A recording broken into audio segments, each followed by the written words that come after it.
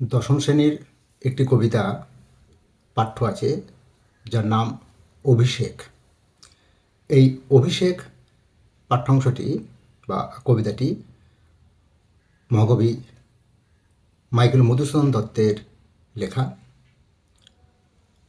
কবিতাটির উৎস মেঘনাদ বধ কাব্য, যেটি 1861 খ্রিস্টাব্দে প্রকাশিত হয়েছিল, এবং এই কাব্যটি বাংলা কাব্য সাহিত্যে একমাত্র মহাকাব্য, এবং এর সূত্র ধরেই বাংলা সাহিত্যের একমাত্র মহাকবি হলেন মধুসূদন দত্ত। তো সেই মধুসূদন দত্তের লেখা অভিষেক নামক কবিতাটি দশম শ্রেণীর ছাত্রছাত্রীদের পাঠ্য, অর্থাৎ তোমাদের পাঠ্য। কবিতাটি নেওয়া হয়েছে মেঘনাদ কাব্যের প্রথম সর্গ থেকে। মেঘনাদ কাব্যের মোট 9টি সর্গ, যার প্রথম সর্গ নাম অভিষেক, এবং এই প্রথম সর্গের নামেই কবিতাটির নামকরণ করা হয়েছে অভিষেক। এখানে অভিষেক বলতে কি বোঝায়? অভিষেক হচ্ছে, শব্দটা শুনলেই আমাদের কোনো একটা রাজ্যাভিষেক বোঝায়, বা সাধারণত ক্ষেত্রে কোনো রাজাকে নতুন রাজা করার যে একটা প্রক্রিয়া, রাজ্যাভিষেক যেটাকে বলি, সেটা বোঝায়, আমরা বুঝে থাকি। অর্থাৎ কোনো কিছু নতুন দায়িত্ব কারোকে প্রদান করার যে প্রক্রিয়া, সেই প্রক্রিয়াটাকেই সাধারণত অভিষেক আমরা বলতে পারি। তো এখানে তোমাদের মেঘনাদ কাব্যে বা তোমাদের পাঠ্য যে অভিষেক কবিতার মধ্যে, এখানে কিন্তু কারোকে কোনো রাজা করা বা উত্তরাধিকার নির্বাচিত করা হচ্ছে না। এখানে অভিষেক তাহলে কিসের? না, এখানে অভিষেক হচ্ছে লঙ্কাধিপতি রাবণ তার পুত্র মেঘনাদকে বা ইন্দ্রজিৎকে সেনাপতি পদে অভিষিক্ত করছেন। এই যে সেনাপতি পদে অভিষিক্ত করা, তার যে প্রক্রিয়া এবং কেন করছে, তার কথা বলা হয়েছে এই অভিষেক নামক কবিতার মধ্য দিয়ে, যার জন্য এটার নাম হয়েছে অভিষেক। তো তোমরা এই কবিতাটা খুব সুন্দরভাবে পড়বে, খুব সচেতনভাবে পড়বে। তার কারণটা হচ্ছে মাইকেল মধুসূদন দত্তের লেখা আমরা জানি একটু কঠিন শব্দ মনে হবে তোমাদের কাছে, কারণ তৎসম শব্দ ঘেঁষা তার লেখা। তো সেই তৎসম শব্দ ঘেঁষা যে লেখা, তার মধ্যে তার শব্দার্থ অনেক সময় আমাদের কাছে দুরূহ বলে মনে হয়। আমি এমনভাবে তোমাদেরকে টেক্সটটিকে পড়াবো যাতে তোমাদের সমস্ত দুরূহতা বা ভীতি বলতে পারি, এই কবিতা সম্পর্কে যে কোনো ধরনের ভীতি তোমাদের দূরীভূত হবে এই ক্লাসটি করলে, এটা আমি কিন্তু আশা করি। তো এসো আমরা এবারে মাইকেল মধুসূদন দত্তের অভিষেক নামক কবিতাটি, তোমাদের যতটুকু অংশ পাঠ্য আছে ততটুকু অংশ আমরা খুব সহজভাবে তোমাদের কাছে বিশ্লেষণ করছি।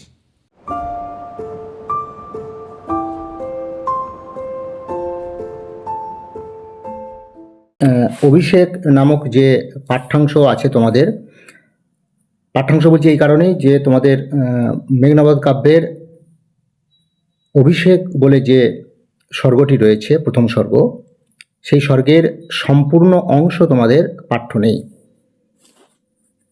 কিছুটা পাঠ্য আছে, তার আগের কিছু ঘটনা আছে, এবং এমনকি শেষের সবটাও নেই।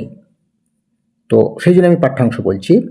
তো সেই পাঠ্যাংশের আমি এবারে লাইন ধরে আমি পড়াচ্ছি, তোমরা ভালো করে দেখো, কারণ মাইকেল মধুসূদন দত্তের ভাষা, সেই ভাষার যথার্থ অর্থ না জানলে টেক্সটটা তোমাদের কাছে যথেষ্ট কঠিন বলে মনে হবে। কনক আসন ত্যাজি বীরেন্দ্র কেশরী ইন্দ্রজিৎ, প্রণমিয়া ধাত্রীর চরণে কহিলা। দেখো, প্রথমেই যেটা আছে সেটা হচ্ছে যে কনক আসন ত্যাজি। কনক আসন হচ্ছে কি না, কনক আসন হচ্ছে, কনক মানে হচ্ছে সোনা বা স্বর্ণ, স্বর্ণ আসন অর্থাৎ সোনার আসন ত্যাগ করে বীরেন্দ্র কেশরী, বীরেন্দ্র, বীর যুক্ত ইন্দ্র অর্থাৎ বীরদের মধ্যে যিনি শ্রেষ্ঠ, কেশরী অর্থাৎ সিংহ। তাহলে বীরদের মধ্যে শ্রেষ্ঠ যে সিংহ, এখানে বীরদের মধ্যে শ্রেষ্ঠ সিংহ বলতে কাকে বোঝানো হয়েছে? না, ইন্দ্রজিৎকে। সেই জন্য বলা হচ্ছে কনক আসন ত্যাজি বীরেন্দ্র কেশরী ইন্দ্রজিৎ। অর্থাৎ সেই বীর ইন্দ্রজিৎ তার স্বর্ণ সিংহাসন বা স্বর্ণ আসন ত্যাগ করে প্রণমিয়া ধাত্রীর চরণে কহিলা, ধাত্রীর চরণে প্রণাম করে বলল। তাহলে এখানে একটা প্রসঙ্গের ব্যাপার আছে। এখানে ধাত্রীকে না, এখানে ধাত্রী হচ্ছে অ্যাকচুয়ালি যে ধাত্রী ইন্দ্রজিতের, সে তার নাম হচ্ছে প্রভাসা। তোমাদের যেখান থেকে শুরু হয়েছে এই অংশটা, তার জাস্ট আগেই একটা অংশ ছিল, সেখানে হচ্ছে আমরা দেখেছিলাম যে সেখানে বলা হয়েছিল, মাইকেল মধুসূদন উল্লেখ করেছিলেন যে মেঘনাদের ধাত্রী তার নাম হচ্ছে প্রভাসা। এই প্রভাসা ধাত্রীর রূপ ধারণ করেছে লক্ষ্মী, এবং দেবী লক্ষ্মী প্রভাসা রূপ ধারণ করে এসেছে মেঘনাদের কাছে বীরবাহুর মৃত্যুর সংবাদ নিয়ে। তো সেই জায়গাটা এখানে ওই জন্য বলছে যে প্রণমিয়া ধাত্রীর চরণে কহিলা। তাহলে ধাত্রী, সেই ধাত্রীর চরণে, অর্থাৎ প্রভাসা, ইন্দ্রজিৎ জানছে প্রভাসা, কিন্তু আসলে কিন্তু সে প্রভাসা নয়, আসলে হচ্ছে তিনি দেবী লক্ষ্মী। তো সেই প্রভাসা নামক বা নাম্নী ধাত্রীর চরণে প্রণাম করলেন কে? না, ইন্দ্রজিৎ। এখানে দেখো মেঘনাদের বা ইন্দ্রের চরিত্রের একটা বিরাট গুণ এখানে প্রকাশ পেয়েছে। দেখো এই কথাটার মধ্যে যে মেঘনাদ চরিত্রের শিষ্টাচারের দিক, এই যে প্রণাম করছে, বাড়ির সে ধাত্রী, অর্থাৎ বাড়ির সে কিন্তু এমন কোনো অভিজাত কেউ নয় সদস্য, তারপরেও কিন্তু মেঘনাদের শিক্ষা কি না, যেহেতু তার থেকে বড়, সেই ধাত্রীকে কিন্তু প্রণাম করছে তার চরণে। এটা মনে রাখবে তোমরা খুব, মেঘনাদের চরিত্র বিশ্লেষণের ক্ষেত্রে এটা কিন্তু খুব একটা গুরুত্বপূর্ণ পয়েন্ট। তাহলে কি হলো না, সেই ইন্দ্রজিৎ স্বর্ণ লঙ্কা বা স্বর্ণ সিংহাসন বা স্বর্ণ আসন ত্যাগ করে ওই ধাত্রী প্রভাসার চরণ প্রণাম করে বললেন, কি বলছেন? কি হেতু মাতো গতি তব আজি এ ভবনে? কি জন্য মা গতি তব আজি এ ভবনে, এখানে আজ তুমি কি জন্য এসেছো? কহ দাসে লঙ্কার কুশল। এই দাসকে, নিজেকে দাস বলছে, কিন্তু ধাত্রীর কাছেও দেখো এখানেও শিষ্টাচারের জায়গাটা, যে দাসকে তুমি লঙ্কার কুশল বলো। কুশল মানে হচ্ছে মঙ্গল। কোনো কাউকে আমি জিজ্ঞাসা করলে বা দেখা হলে, সাক্ষাৎ হলে আমরা কুশল জিজ্ঞাসা করি, যেরকম কুশল বিনিময় করি, জিজ্ঞাসা করি যে সবাই ভালো আছে তো, ঠিক সেরকম অনুরূপভাবে এখানে লঙ্কার মঙ্গল জানতে চাইছে বা লঙ্কার কুশল জানতে চাইছেন ইন্দ্রজিৎ। কার কাছে? প্রভাসা নাম্নী দাসীর কাছে, যিনি কিনা আসলে একজন, তিনি দেবী লক্ষ্মী। পরের অনুচ্ছেদে দেখো, শির চুম্বী ছদ্মবেশী অম্বু রাশি সুতার উত্তরিলা। শির চুম্বী, শির মানে হচ্ছে মাথা, মেঘনাদের মাথা চুম্বন করে এই যে ছদ্মবেশী, যেটা আমি বারবার বললাম যে ছদ্মবেশী অম্বু রাশি সুতা। অম্বু রাশি সুতাকে না, অম্বু রাশি সুতা হচ্ছে লক্ষ্মীকে বলা হচ্ছে এখানে। সেই লক্ষ্মী, কারণ হচ্ছে সমুদ্র মন্থন করে, অম্বু মানে হচ্ছে জল, আমরা জানি সমুদ্র মন্থন করে লক্ষ্মী উঠেছিল, যার জন্যই তাকে অম্বু রাশি সুতা বলা হয়। তো সেই লক্ষ্মী বলছে, কি বলছে? হায় পুত্র, কি আর কহিব কনক লঙ্কার দশা। তিনি দুঃখ করছেন, দুঃখ করে বলছেন, হে পুত্র, আমি আর লঙ্কার দশা, কনক লঙ্কা, স্বর্ণ লঙ্কার দশা, কনক মনে হচ্ছে স্বর্ণ, স্বর্ণ লঙ্কার দশা কি আর বলবো আমি। ঘোরতর রণে হতপ্রিয় ভাই তব বীর বাহুবলী। এই যে দুঃসংবাদটা, এই সংবাদটা জানানোর জন্যই কিন্তু মেনলি লক্ষ্মী প্রভাসা দাসীর ছদ্মবেশে এসেছিল মেঘনাদের কাছে।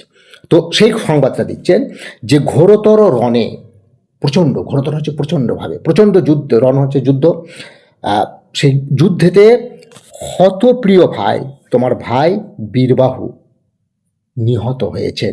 বলি, এখানে শব্দ আছে দেখো একটা, বলি, বলি মানে হচ্ছে বলবান। তার শোকে মহাশোকী রাক্ষসাধিপতি সশয়নে সাজেন আজি যুজিতে আপনি। তার শোকে, কার শোকে না, বীরবাহুর শোকে। সেই বীরবাহুর শোকে মহাশোকী, মহাশোকী মানে অত্যন্ত দুঃখ কাতর হয়ে রাক্ষসাধিপতি, রাক্ষসযুক্ত অধিপতি, রাক্ষসদের মধ্যে যিনি শ্রেষ্ঠ, কে? রাবণ। তাহলে সেই রাবণ মহাশোকে কি করেছেন? সসৈন্যে সাজে নাজি যুঝিতে আপনি, সব তার সসৈন্যে নিজের সৈন্যকে নিয়ে তিনি নিজে সাজছেন যুদ্ধে যাবার জন্য। যুঝিতে আপনি, যুঝিতে মানে যুদ্ধ করতে নিজেই যাবেন এবারে, কারণ তার পুত্র মারা গেছে, বীরবাহু মারা গেছে, তিনি নিজেই যুদ্ধ করতে যাবেন। তাহলে এখানে দেখো, খুব ভালোভাবে লক্ষ্য করো, এখানে প্রভাসা ছদ্মবেশী দেবী লক্ষ্মী মেঘনাদকে বা ইন্দ্রজিৎকে দুটো সংবাদ মেনলি জানাতে এসেছেন। একটা হচ্ছে যে তার ভাই বীরবাহু নিহত হয়েছেন যুদ্ধে রামের হাতে, আর দ্বিতীয় হচ্ছে এই শোকে রাবণ স্বয়ং যুদ্ধে যাওয়ার জন্য প্রস্তুতি নিচ্ছেন। পরের অনুচ্ছেদ। জিজ্ঞাসিলা মহাবাহু বিস্ময় মানিয়া, অবাক হয়ে গেল মেঘনাদ প্রভাসা নাম্নী দেবী লক্ষ্মীর মুখে এই কথা শুনে, এবং বিস্ময় প্রকাশ করে তিনি জিজ্ঞাসা করছে, মহাবাহু মানে বাহুর দ্বারা যিনি শ্রেষ্ঠ, কিংবা বাহু বলে যিনি শ্রেষ্ঠ। তো তিনি জিজ্ঞাসা করছেন প্রভাসাকে, কি কহিলা ভগবতী? অবাক হয়ে, কি বলছেন আপনি? কে বধিল কবে প্রিয়ানুজে? কে কবে বধ করলো প্রিয়ানুজে? প্রিয় যুক্ত অনুজ মানে হচ্ছে ছোট ভাই। তাহলে সেই অর্থাৎ বীরবাহুকে কে কবে হত্যা করলো? নিশারণে সংহারিনু আমি রঘুবরে, বলছে নিশারণে, রাত্রে, এই রাত্রের যুদ্ধেই তো আমি সংহার করলাম, বধ করলাম কাকে? রঘুবরে, রামকে। আমি তো গত রাত্রের যুদ্ধে আমি রামকে বধ করলাম, খণ্ড খণ্ড করিয়া কাটিনু বরশি প্রচণ্ড স্বর বৈরী দলে। এমনকি খণ্ড খণ্ড করে কাটিনু বরশি প্রচণ্ড স্বর, মানে ওই বরশি মানে বর্ষণ করে, কিসের? স্বর মানে হচ্ছে তীরের বর্ষণেতে আমি আমাদের যত বৈরী ছিল, বৈরী মানে হচ্ছে শত্রু দল যে যা ছিল সকলকে আমি হত্যা করেছি। তবে এই বারতা, এই অদ্ভুত বারতা জননী কোথায় পাইলে তুমি? শীঘ্র কহ দাসে।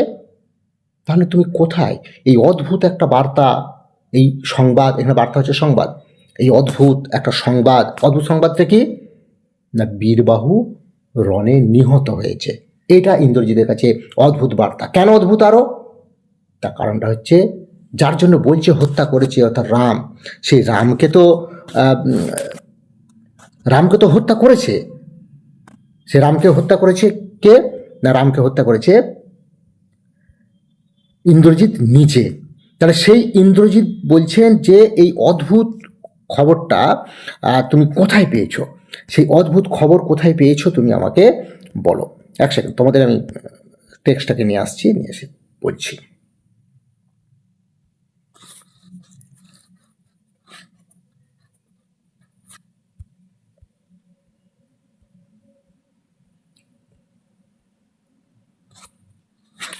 তোমরা এই টেক্সট যেটা আছে অভিষেক, এইটা কিন্তু খুব সুন্দরভাবে না দেখলে তোমাদের কিন্তু মানে চরণগুলো খুব গুরুত্বপূর্ণ এখানে না এসে গেছে টেক্সট। এবার দেখো, তাহলে সেই বলছি যে এই অদ্ভুত বার্তা তুমি কোথায় পেলে, এটা আমাকে তুমি বলো। পরের দেখো অনুচ্ছেদ। রত্নাকর রত্নোত্তমা ইন্দিরা সুন্দরী উত্তরীরা। রত্নাকর রত্নোত্তমা, রত্নের থেকে উত্তম যিনি, সেই ইন্দিরা অর্থাৎ লক্ষ্মী তখন বলছেন, কি বলছেন দেখো, হায় পুত্র মায়াবী মানব সীতাপতি। বলছে তুমি জানো না যে সীতাপতি মানে হচ্ছে রাম হচ্ছে মায়াবী মানব। মায়াবী হচ্ছে ছলনা, যিনি ছলনা করতে জানেন, সেই ছলনা করতে জানে হচ্ছে রাম। তব স্বরে মরিয়া বাঁচিল, সেই জন্যই তোমার তীরের আঘাতে মরে গেছিল রাম, কিন্তু সে আবার মায়াবী বলে বেঁচে যায়। যাও তুমি তরা মানে হচ্ছে শীঘ্র, তুমি শীঘ্র করে যাও। রক্ষকুল মান একাল সমরে রক্ষ চূড়ামণি। বলে তুমি শীঘ্র করে যাও, গিয়ে রক্ষ মানে হচ্ছে রক্ষা করো, রক্ষকুলমা তোমাদের রাক্ষস বংশের মান বা সম্মান, একাল সমরে। এই কাল সমর মানে হচ্ছে, কাল মানে হচ্ছে মৃত্যু, এখানে আর সমর মানে হচ্ছে যুদ্ধ। এই মৃত্যু নামক যুদ্ধে থেকে তুমি তোমার বংশ গৌরবকে রক্ষা করো। এবারে ইন্দ্রজিৎ কি করছে, ছিঁড়িলা কুসুমদাম রোষে মহাবলী মেঘনাদ। সে সঙ্গে সঙ্গে এই কথা শুনে সে কি করলো, মেঘনাদ কি করলো, ছিঁড়িলা কুসুম দাম। সে কিন্তু কুসুম দাম হচ্ছে ফুলের মালা, গলাতে যে ফুলের মালা ছিল সেই ফুলের মালা রোষে প্রচণ্ডভাবে রেগে ছিঁড়ে ফেললো মহাবলী, মানে বীর যিনি। ফেলাইলা কনক বলয় দূরে। এবং তার এছাড়াও ফুলের মালা যেমন ফেলে দিল, সেই সঙ্গে সঙ্গে ফেলে দিল কি, কনক বালা, অর্থাৎ হাতের বালা, হাতের যে কঙ্কন আর কি, বালা যে পড়েছিল সেটাকেও ছুঁড়ে ফেলে দিল। পদতলে পড়ি শোভিল কুণ্ডল। শুধু তাই নয়, পায়ের তলাতে পড়ে রইল কি না তার কুণ্ডল। কুণ্ডল হচ্ছে কানের যে অলঙ্কার, কর্ণাভরণ যেটাকে বলি আমরা, সেই কানের অলঙ্কার পড়ে রইল। তাহলে কি কি সে ছিনল বা কি কি সে ত্যাগ করলো তার শরীর থেকে রেগে? এক হচ্ছে কুসুম দাম অর্থাৎ ফুলের মালা, দ্বিতীয় হচ্ছে কনক বলয় অর্থাৎ হাতের বালা, আর তৃতীয় হচ্ছে কুণ্ডল, কানের অলঙ্কার। যথা অশোকের ফুল অশোকের তলে আভাময়। ঠিক যেরকমভাবে অশোকের ফুল অশোকের তলে আভাময়, আভাময় মানে হচ্ছে উজ্জ্বল। অশোক ফুল যেমন গাছ থেকে পড়ে গেলেও সেটা কিন্তু ম্রিয়মান হয়ে যায় না, সেটা কিন্তু তার উজ্জ্বলতা কিন্তু থেকেই যায়। ঠিক ইন্দ্রজিতের এই যে আভরণগুলো সেগুলো দূরে ফেলে দিল ঠিকই আছে, কিন্তু তার যে উজ্জ্বলতা সেই উজ্জ্বলতা কিন্তু থেকেই গেল। ধিক মোড়ে কহিলা গম্ভীরে কুমার। সে নিজেকে নিজে ধিক্কার দিচ্ছে। ইন্দ্রজিৎ কেন ধিক্কার দিচ্ছে না, তার কারণটা হচ্ছে যে সে জানে না এইসব সম্পর্কে কিছু, যে তার ভাইকে মেরে দিয়েছে বা এই ধরনের ঘটনাগুলো হয়ে গেছে, এটা সে জানতে পারে নাই, সেই জন্য সে নিজেকে ধিক্কার দিচ্ছে। তাই বলছে ধিক মোড়ে কহিলা গম্ভীরে কুমার, হাধিক মোড়ে বৈরী দল বেড়ে স্বর্ণ লঙ্কা। এবার কি বলছে, বৈরী দল বেড়ে, বৈরী দল মানে হচ্ছে শত্রু দল, বেড়ে মানে হচ্ছে পরিবৃত্ত করে। তাই শত্রু দল স্বর্ণ লঙ্কাকে পরিবৃত্ত করে দিয়েছে, মানে ঘিরে ফেলেছে। হেথা আমি বামাদল মাঝে, আর আমি কিনা এখানে এই বামাদের মাঝে আছি। বামা মানে নারী, নারীদের মাঝে আমি এখানে আছি। এই কি সাজে আমারে, এটাই কি আমাকে সাজে? দশানন আত্মজ আমি ইন্দ্রজিৎ, আমি দশানন আত্মজ অর্থাৎ দশানন হচ্ছে রাবণ, রাবণের আমি পুত্র, আত্মজ আমি পুত্র, আমি ইন্দ্রজিৎ। আনো রথ তরা করে। এরপরে সে হুকুম করছে যে রথ নিয়ে আয়, তরা মানে শীঘ্র করে রথ নিয়ে আয়, ঘুচাবো এই অপবাদ বোধি রিপুকুলে। এই যে অপবাদ, এই অপবাদ কিন্তু আমি ঘুচাবো কি করে না, বোধি রিপু দলে। বোধি রিপু দলে, বোধি মানে হচ্ছে বধ করে, রিপু মানে হচ্ছে শত্রু, শত্রুকুলে অর্থাৎ রিপুকুলে, শত্রুকুলকে বধ করে আমি এই আমার অপবাদ আমি ঘুচাবো। পরের অনুচ্ছেদ, সাজিলা রথীন্দ্রর সব বীর আভরণে। এরপরে তিনি ইন্দ্রজিৎ সাজছে রথীন্দ্রর সব। রথীন্দ্রর সব হচ্ছে মানে এটা অ্যাকচুয়ালি অর্থ হচ্ছে শ্রেষ্ঠ যোদ্ধা, অর্থাৎ ইন্দ্রজিৎ কি বলছে, বীর আভরণে, বীরের যে পোশাক সেই পোশাকে। হৈমবতী সুত যথা নাসিতে তারকে মহাস্বর। খুব সুন্দর উপমা একটা, যে ইন্দ্রজিৎ সাজছে, কিভাবে সাজছে না, এখানে একটা উপমা দিচ্ছেন তুলনা কি না, হৈমবতী সুত। হৈমবতী সুত হচ্ছে, হৈমবতী হচ্ছে পার্বতী, তার সুত, সুত মানে হচ্ছে পুত্র, পার্বতীর পুত্র অর্থাৎ কার্তিক, কার্তিকের কথা বলা হচ্ছে। কার্তিক ঠিক যেরকম ভাবে সেজেছিল নাসিতে তারকে, তারকা অসুরকে নাশ করতে ঠিক যেভাবে সেজেছিল, কিংবা যথা বৃহন্নলারূপী কিরীটি, ঠিক যেরকমভাবে কিরীটি হচ্ছে অর্জুন, অর্জুন ঠিক যেরকমভাবে তার শত্রুকে বধ করার জন্য সেজেছিল বৃহন্নলারূপী রূপে, বিরাট পুত্র সহ। উদ্ধারিতে গোধন, উদ্ধার করার জন্য গোধন হচ্ছে গাভীরূপ সম্পদ। সাজিলা সুর সমে বৃক্ষ মূলে। সাজিলা সুর, সুর মানে হচ্ছে সুর মানে যদি আবেদন করতে হচ্ছে বীর, এখানে হচ্ছে অর্জুন, অর্জুনকে বলা হচ্ছে। সে অর্জুন ঠিক যেরকমভাবে সেজেছিল, মেঘ বর্ণ রথ চক্র বিজলির ছটা ধ্বজ ইন্দ্রচাপ রূপী। তার যেমন মেঘ বর্ণ রথ ছিল, রথ হচ্ছে মেঘের বর্ণ, চক্র বিজলির ছটা ধ্বজ, ধ্বজ মানে হচ্ছে পতাকাটা, পতাকাটা ছিল কি ইন্দ্রচাপ রূপী। ইন্দ্রচাপ রূপী মানে রামধনুর মতো বিচিত্র বর্ণের, ইন্দ্রচাপ রূপী। তুরঙ্গম বেগে আশু গতি। তুরঙ্গম শব্দের যদি অর্থ বলো, তুরঙ্গম মানে হচ্ছে অশ্ব, ঘোড়া। তুরঙ্গম বেগে মানে ঘোড়ার বেগেতে আশু গতি, এই মানেটা খেয়াল রাখবে। আশু মানে কিন্তু শীঘ্র নয় এখানে, হ্যাঁ। এখানে আশু গতি মানে হচ্ছে, আশু মানে হচ্ছে বায়ু, বাতাসের গতি। বাতাসের গতি যেমন প্রবল, ঠিক সেরকম ভাবে প্রবল বেগে আর কি, এটা বোঝাতে চাইছে। রথে চড়ে বীর চূড়ামণি বীর দর্পে হেনকা। রথে চড়ে বীর চূড়ামণি বীর দর্পে, রথে চড়ে বসলো কে? ইন্দ্রজিৎ। বীর দর্পে, বীরের অহংকারে, গর্বে। ঠিক সেই সময় হেন কালে, ঠিক সেই সময় প্রমীলা সুন্দরী, প্রমীলা কাছে এলো। প্রমীলা হচ্ছে ইন্দ্রজিতের স্ত্রী। তো প্রমীলা এসে বলল, ধরি পতি কর যুগ। হ্যাঁ, পতির, পতি মানে স্বামী, তার স্বামীর দুহাত ধরল, কর যুগ অর্থাৎ হাত, হাত ধরল। যে একটা ব্যাকারে একটা দেখো কথা বলছে, হাই রে যেমতি হেমলতা আলিঙ্গয়ে তরু কুলেশ্বরে। আবার সেই উপমা, মধুসূদনের উপমা প্রয়োগগুলো খুব সুন্দর। কি বলছেন? হাই রে যেমতি হেমলতা আলিঙ্গয়ে তরু কুলেশ্বরে। ঠিক যেরকমভাবে স্বর্ণলতিকা যেমন বড় বৃক্ষকে আলিঙ্গন করে থাকে, ঠিক সেরকমভাবে মেঘনাথকে যেন সেইভাবে আলিঙ্গন করে রয়েছে প্রমীলা। কহিলা কাঁদিয়া ধরি, কেঁদে বলছে। ধনী মানে এখানে হচ্ছে স্ত্রী বা নারী, কেঁদে বলছেন। কোথা প্রাণ সখে রাখিয়ে দাসীরে কহ চলিলা আপনি। আমাকে এইখানে রেখে এইভাবে আপনি কোথায় চলে যাচ্ছেন? কেমনে ধরিবে প্রাণ তোমার বিরহে অভাগী? কিভাবে আমি প্রাণ ধারণ করব তোমার বিরহে, তোমাকে ছাড়া? হায় নাথ গহন কাননে প্রততি বাঁধিলে সাধে করি পদ পদ। বলছে হায় নাথ, নাথ মানে হচ্ছে প্রিয় বা স্বামী, যাই বলো না কেন, গহন কাননে গভীর বনেতে ব্রততি বাঁধিলে সাধে করি পদ। ব্রততি যদি, ব্রততি হচ্ছে কি না, ব্রততি মানে হচ্ছে লতা, বনের মধ্যে লতা যদি বাঁধিলে সাধে করি পদ। করি মানে হচ্ছে হাতি, হাতির পা, হাতির পায়ে যদি ওই এক কথা হচ্ছে হাতির পায়ে যদি লতা জড়িয়ে যায়, বেঁধে দেয়, যদি তার রঙ্গরসে মন না দিয়া মাতঙ্গ যাই চলি।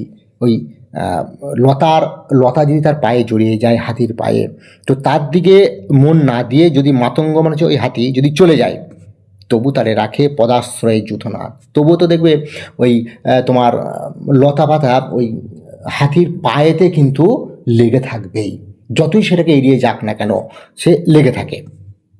সেটি মানে প্রমীলা বলছেন, তবু তারে রাখে পদাশ্রয়ে যূথনাথ, তবু তাকে পায়েতে হাতি রাখে। তবে কেন তুমি গুণনিধি ত্যাজ কিঙ্করী রাজি। খুব সুন্দর উপমা। তাহলে কেন তুমি আমাকে ত্যাগ করে যাবে? মানে হাতিও তো ত্যাগ করে না, সাধারণ সামান্য লতাকে ত্যাগ করতে পারে না, কারণ সে পায়েতে তার চিহ্ন রেখে যায়। তাহলে আমাকে কেন তুমি ত্যাগ করবে? হাসি উত্তরিলা মেঘনাদ, অর্থাৎ স্ত্রী প্রমীলার কথাতে, এরকম কথাতে হেসে উঠলেন ইন্দ্রজিৎ। হেসে বলছেন তার স্ত্রীকে, কি? ইন্দ্রজিতে জিতি তুমি সতী। ইন্দ্রজিতে জিতি, জিতি মানে জয় করো। ইন্দ্রজিৎকে তুমি জয় করেছ, তুমি সতী। বেঁধেছ যে দৃঢ় বাঁধে, আমাকে দৃঢ় বন্ধনেতে বেঁধে রেখেছ। কে পারে খুলিতে সে বাঁধে? কেউ তো, আমি তো পারি না তোমার সেই বাঁধা মানে বন্ধন আর কি, মানে প্রেমের যে বন্ধন, ভালোবাসার যে বন্ধন, সেটা খুলতে আমি পারি না বা আমার ক্ষমতা নেই। তরাই আমি আসিব ফিরিয়া কল্যাণী। এবার কথা দিচ্ছি ইন্দ্রজিৎ প্রমীলাকে যে তরা, তরা মানে হচ্ছে শীঘ্র, খুব শীঘ্রই আমি তোমার কাছে ফিরে আসব, সমরে নাশি, যুদ্ধে বিনাশ করে তোমার কল্যাণে রাঘবে, রামকে তোমারই কল্যাণে আশীর্বাদে আমি বিনাশ করে আসব। বিদায় এবে দেহ বিধুমুখী। এখন তুমি আমাকে বিদায় দাও। বিধু মানে হচ্ছে চাঁদ, চন্দ্রমুখী, সুন্দর মুখ যার। তাহলে বিদায় চাইছে প্রমীলার কাছে তার স্বামী ইন্দ্রজিৎ। পরের অনুচ্ছেদ, উঠিল পবন পথে ঘোরতর রবে। এরপরে সে ইন্দ্রজিৎ সেই তোমার ওই রথে চড়ে সে আকাশ পথে উঠে গেল।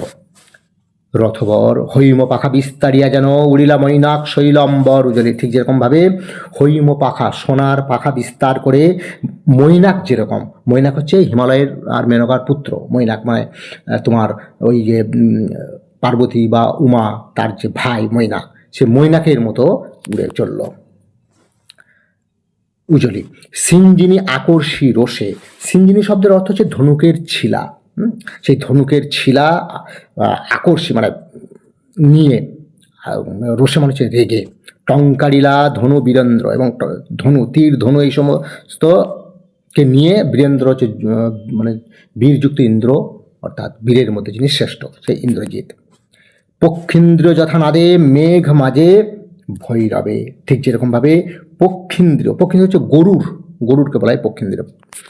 তো ঠিক যেরকমভাবে সেই গরুর ঠিক যেরকমভাবে মেঘের মাঝেতে আওয়াজ করে, গর্জন করে, ঠিক সেরকমভাবে ইন্দ্রজিৎও সেই গর্জন করে যেন এগিয়ে চলল। কাঁপিল লঙ্কা, কাঁপিল জলধি, লঙ্কা কাঁপতে লাগলো। সিন্ধু, জলধি মানে জল, হ্যাঁ, তো এখানে জলধি বলতে সমুদ্র, কোন সমুদ্র না সিন্ধু, সিন্ধুর তীরেতে হচ্ছে লঙ্কা কাঁপতে লাগলো। পরে সাজিছে রাবণ রাজা বীর মদে মদে, এরপরে লঙ্কার একদম রাজার সিংহাসন অর্থাৎ রাবণের যে সিংহাসনের জায়গা এবার বর্ণনা। দুটো ক্ষেত্র, একটা গেল ইন্দ্রজিৎ যেখানে ছিলেন সেই জায়গায় প্রমোদ উদ্যান, সেখানকার বর্ণনা হয়ে গেল। এরপরে একদম লঙ্কার রাজপ্রাসাদের বর্ণনা। তো এখানে কি হচ্ছে না, এখানে সাজিছে রাবণ রাজা। আমরা প্রসঙ্গতে পেয়েছি প্রথমেই যে রাবণ তোমার যুদ্ধে যাওয়ার জন্য রণসাজে সজ্জিত হচ্ছে। তো সেই জায়গাটা এখানে বলছে সেই রাজা সাজছে যুদ্ধে যাবার জন্য। বাজিছে রণবাজনা, রণ মানে হচ্ছে যুদ্ধের বাজনা বাজছে। গরজিছে গজ, হাতি গর্জন করছে। হ্রেষে অশ্ব, ঘোড়া রাখছে। হুঙ্কারিছে পদাতিক সৈন্য যারা তারা হুঙ্কার দিচ্ছে। রথি উড়িছে কৌশিক ধ্বজ, এবং কৌশিক ধ্বজ হচ্ছে ওই রেশমি যে পতাকা, সেই পতাকা উড়ছে। আর উঠেছে আকাশে কাঞ্চন কঞ্চুক বিভা, এবং আকাশে উঠছে কি কাঞ্চন কঞ্চুক বিভা, স্বর্ণ আবরণীর আলো, বিভা মানে চালো, স্বর্ণ আবরণীর আলো উঠছে। হেনকালে তথা দ্রুতগতি উতরিলা মেঘনাদ রথি, ঠিক সেই সময় তোমার ওই মেঘনাদ সেখানে উত্তরণ করলেন। কোথায় না, তার পিতা যেখানে রণসাজে সাজছে। নাদিলা কর্বুর দল হেরে বীর বরে মহাগর্বে, যখন ইন্দ্রজিৎ এলো সেই রাজপ্রাসাদে, সঙ্গে সঙ্গে কর্বুর দল যারা, কর্বুর হচ্ছে রাক্ষস দল যারা, তারা নাদিলা মানে গর্জন করে উঠলো, চিৎকার করে উঠলো আনন্দে যে এসে গেছে বীর, আমাদের এসে গেছে। নমিপুত্র পিতার চরণে, ইন্দ্রজিৎ এসে তার রাবণের চরণকে প্রণাম করলো। করজোরে কহিলা, দুহাত জোর করে বলছেন, হে রক্ষ কুলপতি, শুনেছি মরিয়া নাকি বাঁচিয়াছে পুনরাঘব। একদম সরাসরি সেই প্রশ্ন তার পিতার কাছে, যে আমি শুনলাম নাকি যে মরেও বেঁচে গেছে আবার রাম। এ মায়া পিত বুঝিতেন আপনি, এই ছলনাটা তো আমি মায়া বুঝতে পারছি না আমি, কিন্তু অনুমতি দেহ সমূলে নির্মূল করিব পামরে আজকে তুমি আমাকে অনুমতি দাও, তাকে একদম সমূলে নির্মূল করব। সেই পামর হচ্ছে পাপী, কাকে বলছে? রামকে। ঘোর সরানলে করি ভস্য, বায়ু অস্ত্রে উড়াইব তারে। ঘোর সরানলে, স্বরযুক্ত অনল মানে মানে তোমার তীরের আগুনে তাকে একদম ভস্য করে দেবো। কাকে? রামকে। এবং বায়ু অস্ত্রে উড়াইব তারে, তাকে আমি বায়ু অস্ত্রে উড়িয়ে দেবো আজকে তাকে আমি মানে বাঁচিয়ে রাখবো না আর, নতুবা বাঁধিয়ে আনিয়ে দেবো রাজপথে। আর তা না হলে বেঁধে তুমি অনুমতি করলে হয় তাকে আমি মেরে আসবো, আর তাহলে তুমি যদি বলো যে তাকে জীবিত আনতে হবে, তাকে বেঁধে তোমার পায়ের কাছে আমি এনে দেবো। এটা ইন্দ্রজিৎ বলছেন তার পিতা রাবণের কাছে। আলিঙ্গি কুমারে, এই কথা শুনে পিতাকে, এই তোমার পুত্র কুমার হচ্ছে এখানে ইন্দ্রজিৎকে আলিঙ্গন করলেন, চুম্বিশির মাথা চুম্বন করে। মৃদুস্বরে উত্তর করিলা তবে স্বর্ণ লঙ্কাপতি, খুব ধীরভাবে উত্তর করছেন, মানে বলছেন স্বর্ণ লঙ্কাপতি অর্থাৎ রাবণ। কি বলছেন? রাক্ষস কুল শেখর, তুমি রাক্ষস কুলের হচ্ছে শ্রেষ্ঠ, তুমি বৎস, তুমি রাক্ষস কুল ভরসা, তুমি একমাত্র রাক্ষস কুলের ভরসা। একাল সমরে নাহি চায় প্রাণ মম পাঠাইতে তোমা বারংবার। একাল সমরে, এই মৃত্যুর নামক যুদ্ধেতে নাহি চাহে প্রাণ মম, আমার প্রাণ চাইছে না তোমাকে বারবার এই যুদ্ধের ক্ষেত্রে পাঠাতে। হাই বিধি বাম মম প্রতি। এবারে রাবণের যে হতাশা, চূড়ান্ত হতাশা একটা, যে বিধাতা আমার প্রতি বাম হচ্ছে বিরূপ, বিধাতা আমার প্রতি বিরূপ আছে। কেন তিনি কথাটা বলছেন? তারপরে কি আছে দেখো, কে কবে শুনেছে পুত্র ভাসে শিলা জলে। কখনো কেউ শুনেছে যে শিলা সে জলেতে ভাসে? শিলা তো কখনো জলে ভাসতে পারে না, কিন্তু ভেসেছে কেন? কারণটা কি বলতো? না, ওই যে তোমার ওই সেতু নির্মাণ করেছেন রাম, সিন্ধুতে সেতু নির্মাণ করেছেন তোমার ওই শিলা দিয়ে, তো সেই শিলা জলে ভাসিয়েছে। এটা হচ্ছে একটা। আর দ্বিতীয় আর একটা ব্যাপার আছে, সেটা হচ্ছে যে কে কবে শুনেছে লোক মরি পুনঃ বাঁচে? কেউ কখনো শুনেছে যে মানুষটা মরে গেল আবার বেঁচে গেল? রাম হয়েছে, বেঁচেছে, মরছে, আবার বাঁচছে। তাহলে বিধাতা রামের প্রতি একটা পক্ষপাতিত্ব আছে, অন্যদিকে রাবণের প্রতি বিরূপ। তার জন্য ওই কথাটা বলেছিল যে বিধি বাম মমপতি। ঠিক আছে, পরে এটা উত্তরিলা বীর দর্পে অসুরারি রিপু, এবং উত্তরণ করলেন বীর দর্পে, মানে বীরত্বের অহংকারে, গর্বে। অসুরারি রিপু, অসুর যুক্ত অরি, অসুরের শত্রু রিপু। কি ছাড় সে নর, তারে ডরাও আপনি রাজেন্দ্র। কি ছাড়? ওই নর, নর হচ্ছে এখানে মানুষ। মানুষ বলতে কে? রামের কথা বলছে, যে সামান্য এই মানুষকে আপনি ভয় করছেন। তার ইন্দ্রজিৎ তার পিতাকে, রাবণকে বলছেন, কারণ তুমি হচ্ছে রাজেন্দ্র, রাজযুক্ত ইন্দ্র, রাজাদের মধ্যে তুমি শ্রেষ্ঠ। থাকিতে দাস যদি যাও রণে তুমি, আমি থাকতে পুত্র তোমার আমি থাকতে যদি তুমি যুদ্ধে যাও, এ কলঙ্কপিত ঘুষিবে জগতে। তাহলে আমার নামে লোকে কলঙ্ক প্রচারিত করবে। ঘুষিবে মানে প্রচার করবে, কলঙ্ক প্রচার করবে আমার নামে মানুষে। হাসিবে মেঘ বাহন, এবং তার সঙ্গে সঙ্গে মেঘ বাহন হাসবে। এখানে মেঘ বাহন হচ্ছে কার কথা বলা হচ্ছে বলতো? মেঘ বাহন বলতে এখানে ইন্দ্রের কথা বলা হচ্ছে। সেই ইন্দ্র হাসবে। ঋষিবেন দেব অগ্নিদেব রাগ করবেন। দুইবার আমি হারানো রাঘবে, দুবার আমি রামকে হারিয়েছি বা মেরেছি, আর একবার পিত দেহ আজ্ঞা মরে। এবারে কাকুতি মিনতি করছে, অনুরোধ করছে যে আমাকে আর একবার তুমি আমাকে সুযোগ দাও, দেখিব এবার বীর বাঁচে কি ঔষধে। এবার আমি দেখব যে ও কি ঔষধ এমন পাচ্ছে যে ও বেঁচে উঠছে, বারবার রামকে আমি মারছি আর বেঁচে উঠছে। এরপর আমি দেখব। কহিলা রাক্ষসপতি, রাবণ বলছেন, কুম্ভকর্ণ বলি ভাই মম। কুম্ভকর্ণ নামে একজন বীর আমার সেই ভাই, তাই আমি জাগানো অকালে ভয়ে হাই দেহ তার দেখো সিন্ধু তীরে ভূপতিত। কুম্ভকর্ণ, এটা আগেকার ঘটনা, হয়ে গেছে ঘটনাটা। সেটা হচ্ছে যে কুম্ভকর্ণকে মানে কুম্ভকর্ণ 6 মাস জেগে থাকে, 6 মাস ঘুমায়। তো তার একটা বর ছিল যে তাকে ঘুমন্ত অবস্থায় যদি কেউ তাকে তুলে এবং সে যদি যুদ্ধে যায়, সে কিন্তু মারা পড়বে। তো এখানে কিন্তু সেই ঘটনাটা ঘটে গিয়েছিল। তো নিরুপায় হয়ে কুম্ভকর্ণকে জাগানো হয়েছিল, কিন্তু সেই যুদ্ধে সে মারা গেছে। এখন সেই হতাশাটা, সেই দুঃখজনক ঘটনাটা রাবণ বলছে যে আমার ভাই কুম্ভকর্ণকে আমি অকালে জাগিয়েছিলাম, দেখো তার দেহ, তার লাশ দেখো সিন্ধু তীরে পড়ে আছে। গিরিসিংহ কিংবা তরু যথা বজ্রাঘাত, ঠিক যেরকমভাবে পর্বত বজ্রাঘাতে পড়ে মানে খণ্ড বিখণ্ড হয়ে যায়, কিংবা কোনো একটা বড় গাছ, তরু গাছ যেমন বজ্রাঘাতে পড়ে থাকে, ঠিক সেরকমভাবে এখানে কুম্ভকর্ণ দেখো পড়ে আছে।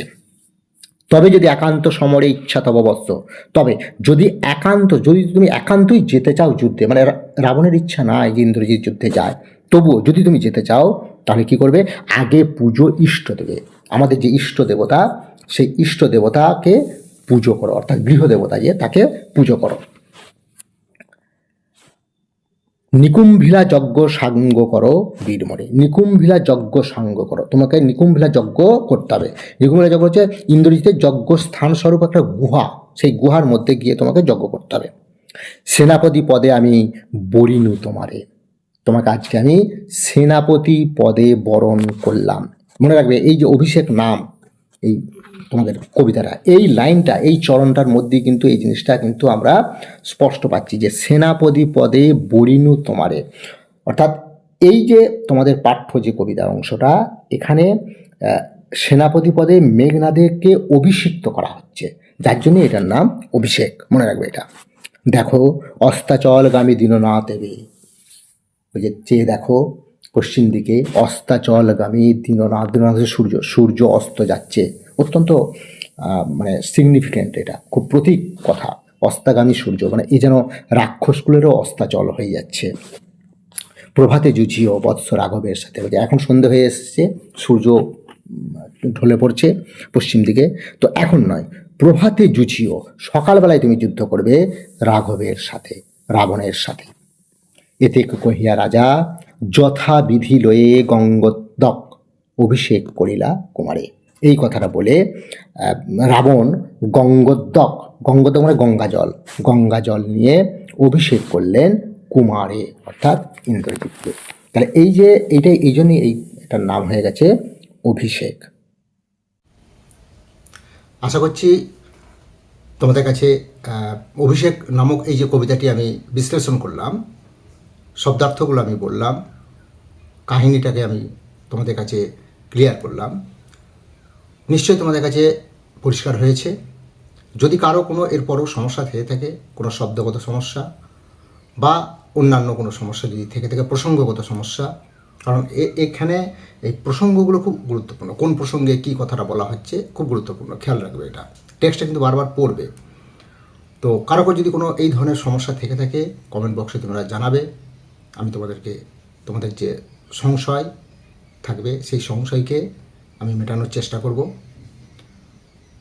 চ্যানেলটিকে সাবস্ক্রাইব করবে, অন্য যারা আছে তাদেরকেও সাবস্ক্রাইব করতে বলবে। এভাবে আমি তোমাদের ক্লাস, তোমাদের যে দশম শ্রেণীর ক্লাস বা অন্যান্য যে ক্লাস, আমি এইভাবেই তোমাদেরকে আমি করে যাব। আর একটা কথা বলি এই অভিষেক কবিতার সম্পর্কে, যেটা প্রথমের দিকে আমি বলি নাই, সেটা হচ্ছে যে এই কবিতাটি লেখা হয়েছিল অমিত্রাক্ষর ছন্দে। এই অমিত্রাক্ষর ছন্দ হচ্ছে মাইকেল মধুসূদন দত্ত পাশ্চাত্যের কবি মিল্টনের ব্ল্যাঙ্ক ভার্স যে ছন্দ, সেই ব্ল্যাঙ্ক ভার্সের অনুসরণে তিনি নির্মাণ করেছিলেন। এবং বাংলা সাহিত্যের এই অমিত্রাক্ষর ছন্দের নির্মাতা বা স্রষ্টা মাইকেল মধুসূদন দত্ত। অমিত্রাক্ষর ছন্দ কী, এটা বলতে গেলে একটা টোটাল ক্লাস লাগবে, কিন্তু আমি জাস্ট তোমাদের সংক্ষেপে একটু বলে রাখি। অমিত্রাক্ষর ছন্দ হচ্ছে যে ছন্দের মধ্যে বা যে কবিতার মধ্যে ভাবের প্রবহমানতা রয়েছে, অর্থাৎ কবিতার ভাব এক চরণ থেকে আর এক চরণে বিস্তারিত হবে, সেটাকে আমরা মূলত অমিত্রাক্ষর ছন্দ বলবো। এছাড়া অমিত্রাক্ষর ছন্দের আরও অনেক বৈশিষ্ট্য আছে, ক্যারেক্টার আছে, সেগুলো এখন তোমাদের এই ক্লাসের ক্ষেত্রে প্রযোজ্য নয়। তো যাই হোক, আমার যেটুকু বলার কথা সেটা হচ্ছে তোমাদের মনে রাখতে হবে যে অভিষেক নামক কবিতাটি অমিত্রাক্ষর ছন্দে লেখা হয়েছে। তোমরা পড়ো, টেক্সটটাকে আবার পড়ো, সমস্যা হলে এই ক্লাসটিকে আবার তোমরা রিপিট করো, দেখো। আশা করি তোমাদের কাছে অভিষেক নামক মাইকেল মধুসূদন দত্তের যে কঠিন যে একটা কবিতা বলে প্রচলিত আছে, সেই কঠিন নামক জায়গা থেকে তোমরা খুব সহজেই বের হয়ে আসতে পারবে।